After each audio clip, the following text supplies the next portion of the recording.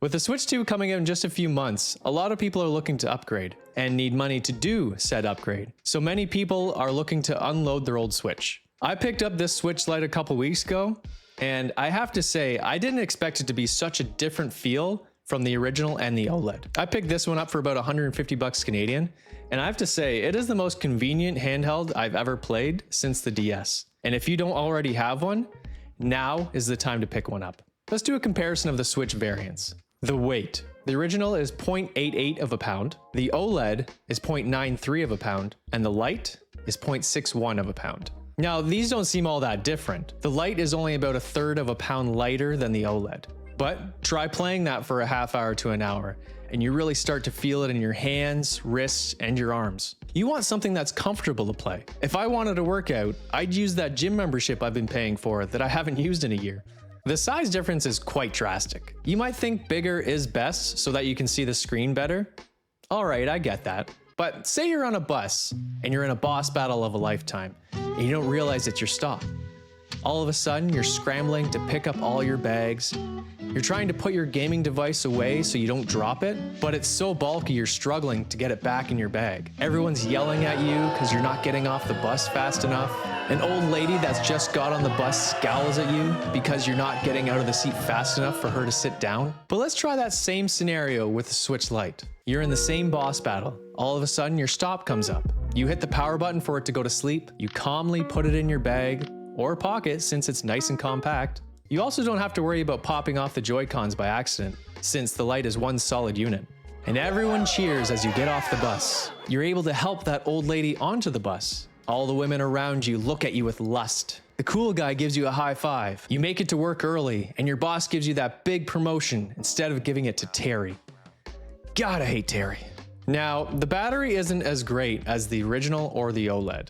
Nintendo gives you an example of if you're playing The Legend of Zelda Breath of the Wild, the battery life is about 4 hours, whereas the original and the OLED, in the same scenario, you have about 5.5 hours of battery life. I get that as a fairly big difference, but the Lite isn't supposed to be the ultimate gaming device. Remember at the start when I said it's the most convenient gaming device I've ever played? The Lite is meant to be a time killer for waiting rooms, sitting on the bus, public settings of downtime. This is the perfect I've got time to kill kind of device. I can pull it out of my pocket and explore the lands of Hyrule for a half hour. I actually picked this up for my son who's turning 5 and is curious about video games. I can put a nice protective case around this thing without me being like, oh, don't drop it, or you're holding it wrong. You know, that same scenario when you're holding the flashlight for your dad and he's yelling at you because you're not holding it in the right place, but really he's just pissed off because he has no idea what he's doing. I'm just going to download some games for him so he doesn't have to worry about switching cartridges. By the way, I had to try the taste test of the Switch cartridges. If you don't know what I'm talking about, Nintendo coated the Switch cartridges with a non-toxic substance that's so unbearably gross that it makes kids spit them out right away. And let me tell you, I just put it to my tongue and it's like a burning, bitter taste that I've never experienced before. I looked up the substance. It's called denatonium benzoate. It's the most bitter tasting substance known to humans. That's literally what it said on the internet. I would also say this is an inexpensive gaming device for someone looking to get back in the gaming realm. I'm actually going to make a video for someone in their 30s or older that are looking to get back into gaming without breaking their bank account. It's one of those things where if you don't know what you're going to like, you could spend a lot of unnecessary amounts of money just to find out this isn't what you wanted and now you're broke.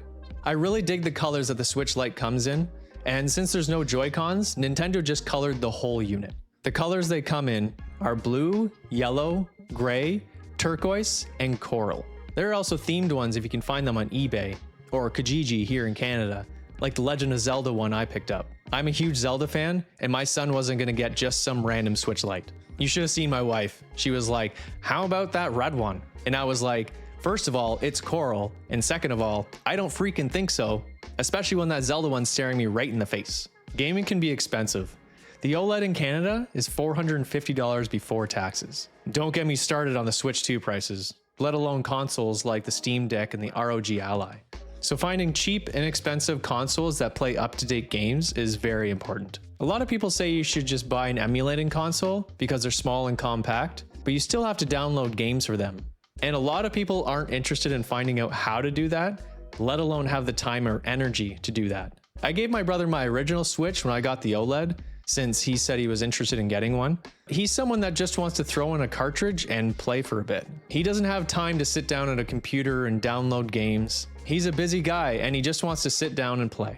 I didn't think I was going to like the Switch Lite as much as I have because of its size and its capabilities, but it definitely has its application and usefulness when gaming on the go. When it first came out, I definitely thought this isn't for me, but being able to put it in your pocket and pull it out anytime you're waiting for something is so handy.